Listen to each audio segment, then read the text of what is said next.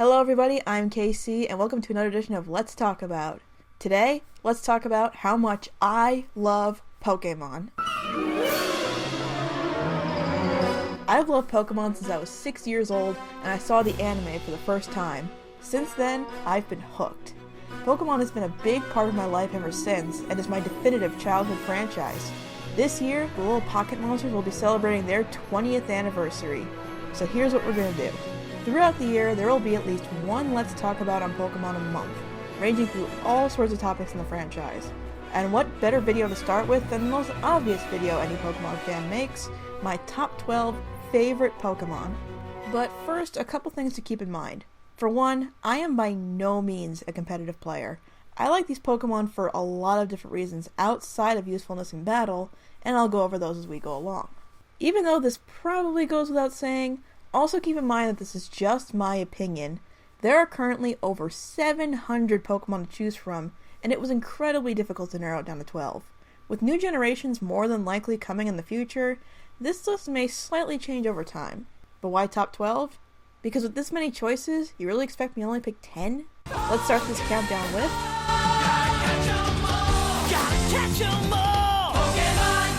Number 12. Ditto. Ditto's just an all-around fun Pokemon. The idea of a Pokemon that could transform into any other Pokemon was just so interesting and original. Well, at least at the time. Not that I have anything against Zorua. I mean, look at him. He's so fluffy and cute. But Ditto got first dibs on the concept, and using it is pretty much the only way he's useful in battle.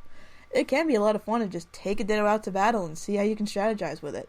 In fact, there are some fun videos that actually do this. There's also that interesting fan theory that Ditto were actually failed clones of Mew. If you haven't heard this theory before, look it up, because it's actually a pretty plausible one.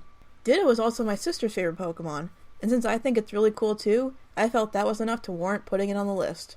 Also, since Ditto can transform into any Pokemon, if you don't see your favorite Pokemon on this list, just have Ditto transform into it on the number 12 spot. You're welcome.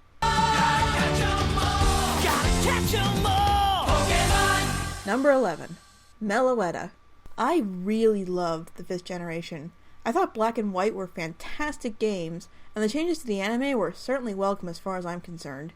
I think it even had a great lineup of Pokemon since it was the biggest generation of Pokemon so far. I know a lot of people like to complain about certain Pokemon in this generation, but my team in White was one of the best I've ever raised. They were awesome. Which is why I thought it was weird when I was having trouble thinking of any 5th gen Pokemon being my favorites. And then I remembered. Meloetta was honestly a Pokemon I didn't think twice about until her appearances in the anime. I just loved a lot of the episodes she was in, and I really liked her in general. Her interactions were cute and expressive, and those songs. Meloetta sings such sweet and beautiful songs throughout her time on the show, with the standout for me being the Relic song. This is the most fond I've been of a simple melody on Pokemon in a very long time. I'm not as fond of the pirouette form as others, but I did think the transformation of that form was animated in a really creative way in the anime. Certainly a lot more creative than just having them glow for a minute, and then they look different. Still, give me the Aria form any day. Whether or not she's playing a big part, Meloetta is in some of my favorite episodes of Pokemon Black and White, and is responsible for my personal favorite multi-part story. For those reasons, and for just being downright adorable, Meloetta earns the number 11 spot.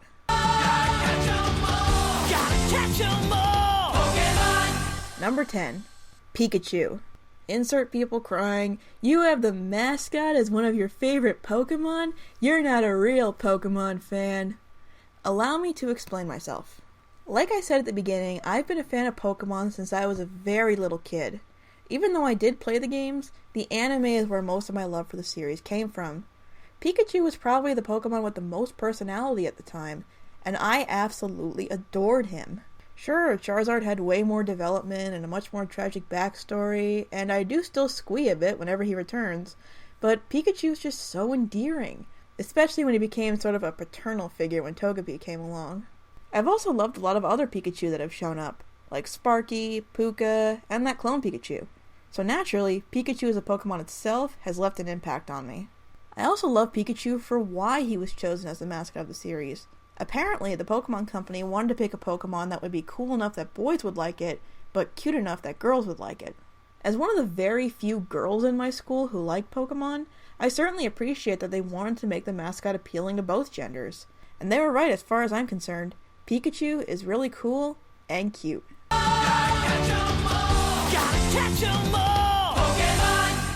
Number 9. Delphox.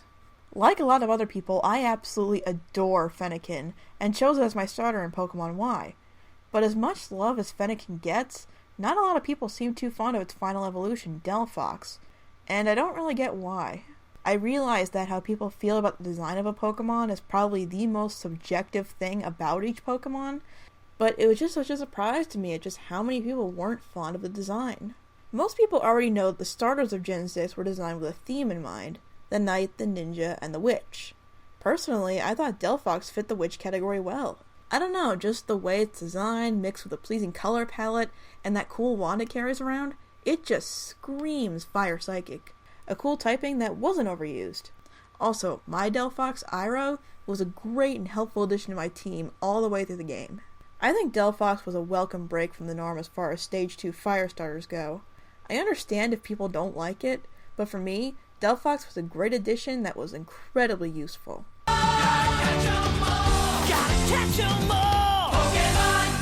Number 8. Darkrai. Diamond and Pearl were the first games to give us way too many legendaries. I mean, come on, there's over a dozen of them. You don't need that many. Don't get me wrong, I love legendary Pokemon, as you'll see soon enough. But if you make that many, they're going to seem less special, and some are going to be forgotten. But one legendary that didn't happen to was Darkrai. Let me just say that if you make a Dark-type legendary, you immediately have my attention. Despite what I said about there being too many, I love legendary Pokemon, and Dark is my personal favorite type, so Darkrai was definitely going to stand out to me. Darkrai's special ability is being able to give people nightmares and feed off of them, and unlike some other Pokemon with this power, it looks freaking cool while doing it.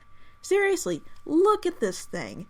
This is one of the best designed Pokemon I have seen, because you can tell exactly what it is and what it could do just by looking at it.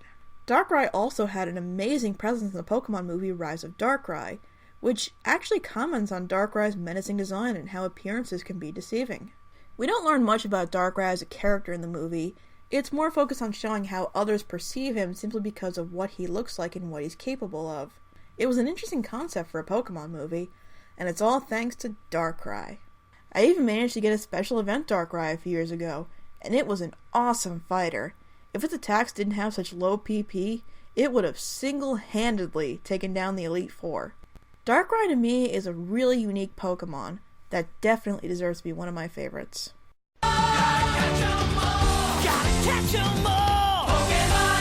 Number 7. Umbreon. Everyone has a favorite evolution, and mine is Umbreon.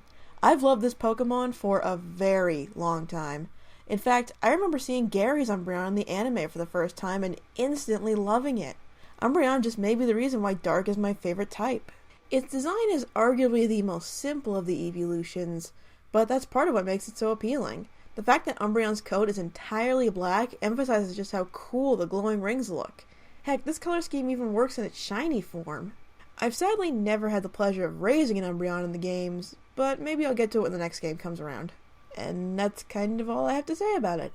Umbreon's just one of those Pokemon that I have loved for a very long time, and to me, there will never be a cooler evolution than him.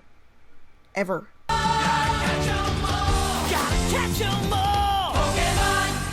Number 6. Growlithe. Remember how I said I've loved Umbreon pretty much since I saw him? Well, if you asked 8-year-old me what my favorite Pokemon was, I probably would have told you Growlithe. What can I say? I'm a dog person. Growlithe was just everything I loved in a Pokemon when I was a kid, and it stuck with me all this time. I mean, it's a cuddly, fluffy puppy that breathes fire. What's not to love? In fact, I loved Growlithe so much that I wanted to name my first dog after him, but my parents wouldn't let me. Growlithe also had some fun appearances in the anime, including James's family Growlithe, Growly.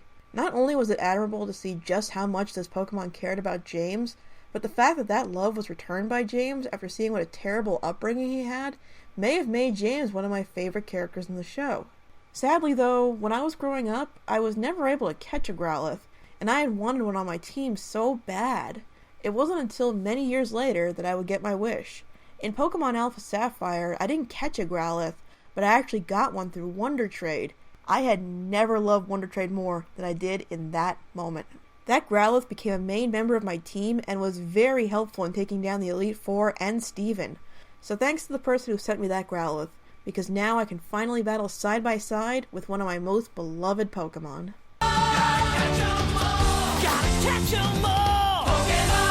Number 5.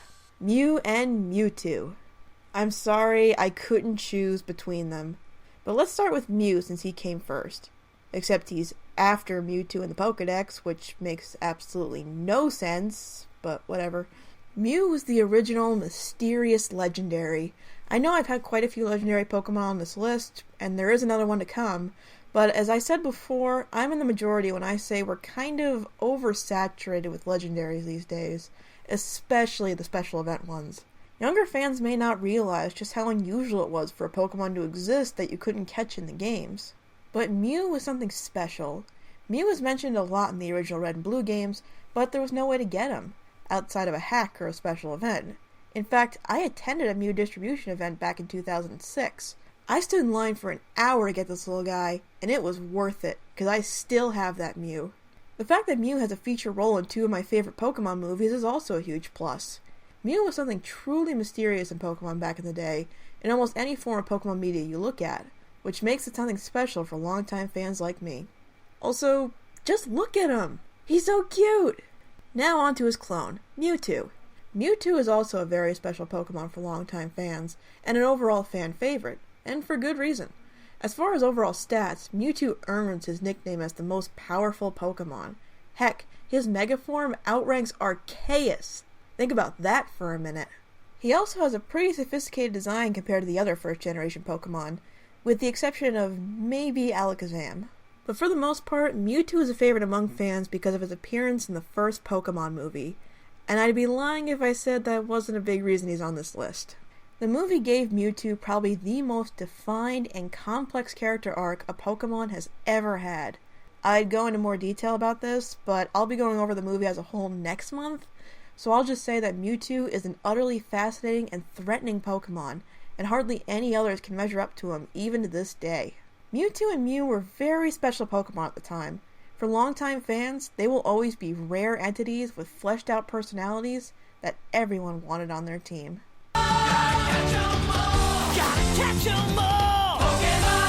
Number 4. Lucario. Okay, remember how I said that with the future generations, this list might change? Well, unless there are truly amazing Pokemon the next generation on, these top 4 will likely always be my top 4 favorite Pokemon.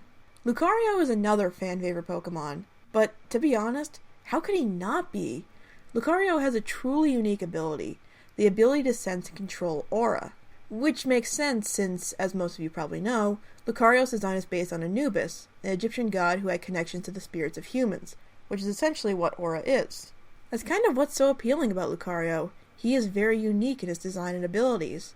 Outside of his pre-evolved form Riolu, there's really not another Pokemon quite like him. Aura Sphere is a really cool move, and it was his signature move when they put Lucario in Smash Bros. Lucario would still be on this list with all of this alone, but the thing that puts him this high on my list is his appearance in the 8th Pokemon movie, Lucario and the Mystery of Mew. Lucario and the Mystery of Mew is currently my favorite Pokemon movie. Lucario as a character has an interesting backstory and is an overall great character. He's probably Mewtwo's closest competition in that category. There's a lot about this movie I enjoy, and I might revisit in a future video, but Lucario is the centerpiece of the movie, and he's easily the best thing about it. For all these reasons and more, including his awesome Mega Evolution, Lucario remains my 4th all-time favorite Pokemon.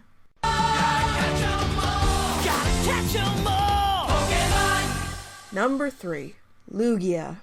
Lugia is easily my favorite legendary Pokemon because of, what else, the movie he features in. Man, I like a lot of Pokemon because of the movies, don't I?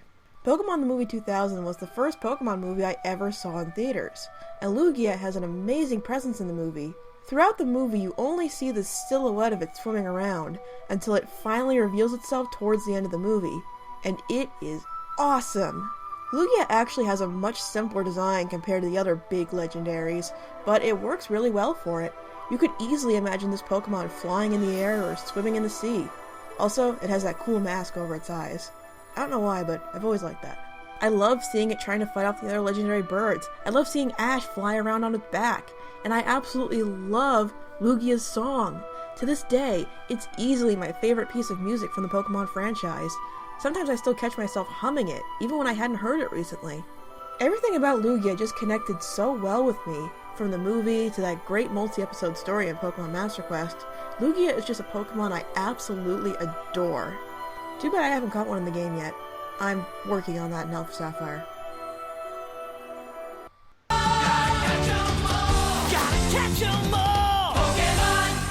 Number 2. Mightyena. See, I told you I love the puppy Pokemon. This may seem like a weird choice, especially to have so high on the list, but Mightyena and its pre-evolved form Poochyena just had qualities I absolutely love in a Pokemon. Like I said, I love dog-like Pokemon, and Dark is my personal favorite type. I know Houndour was technically the first dark dog Pokemon, but I just like Poochyena and Mightyena more. I can't quite explain why it earned my love at first, but I've grown a big attachment to it since. Even though I raised a Mightyena in Pokemon Sapphire back in the day, it wasn't that strong. But that was also because I was 10 at the time, and not the best at raising Pokemon to their full potential. When Alpha Sapphire came along, I tried again, with great success. My Mightyena Naga was an essential member of my team.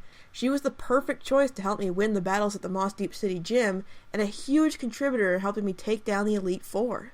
Mightyena means so much to me, I even made it a main character in one of my old AMV sets on my other channel. It's mostly a Lion King 2 ripoff, but it's still one of my most popular sets, and the one I enjoyed making the most. However, is there a downside to this Pokemon? Yes, there is. It is impossible to get a Poochyena or Mightyena plush for a decent price. One of my favorite things Pokemon related to collect is the plushes, and I cannot get my hands on a plush of one of my favorites. I've even found it difficult to find handmade ones.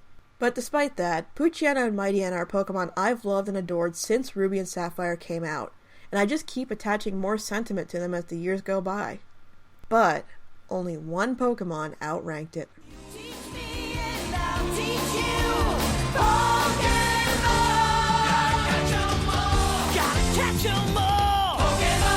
Number 1. In Pokemon Red and Blue, one of the first questions the first Pokemon game asks you would define your entire journey, and go down in history as one of the toughest choices a Pokemon trainer has to make. Charmander, Squirtle, or Bulbasaur? Now, I was too young to remember what my answer to this question was the first few times I played it, but ever since Pokemon Leaf Green, that choice has been Bulbasaur. Suck it, honest trailers. Some people who know me may have seen this coming, since I've expressed my love for this grass-type starter many times. But others may not get it. Why Bulbasaur, arguably the least popular of the original 3 starters? Well, actually, I think Bulbasaur is the perfect choice for a starter in Kanto. The first 3 gyms specialize in rock, water, and electric. You know who can take all those down single-handedly? Bulbasaur.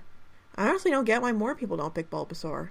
Ash's Bulbasaur in the anime was also a really cool Pokemon, and probably the one I was most excited to see Ash battle with back in the day. Bulbasaur also has the most appealing design to me of the 3 original starters. In the early days, Bulbasaur was described as being an oddity for being both an animal and a plant. Yeah, that kind of mix is pretty common nowadays, but in the first generation, that was something unique to Bulbasaur and its evolutions. If I had to choose a Pokemon to travel the Pokemon world with on my shoulder like Ash's Pikachu, it would be Bulbasaur. Also, in the National Pokédex, Bulbasaur is number 1. Even the official Pokédex calls Bulbasaur the number 1 Pokemon. So there you have it, my top 12 favorite Pokemon. What are some of your favorites? Did any of them make the list? Let me know in the comments. Come back next month to see what else I have in store to celebrate Pokemon's 20th anniversary. Thanks for watching, and I will see you guys next time.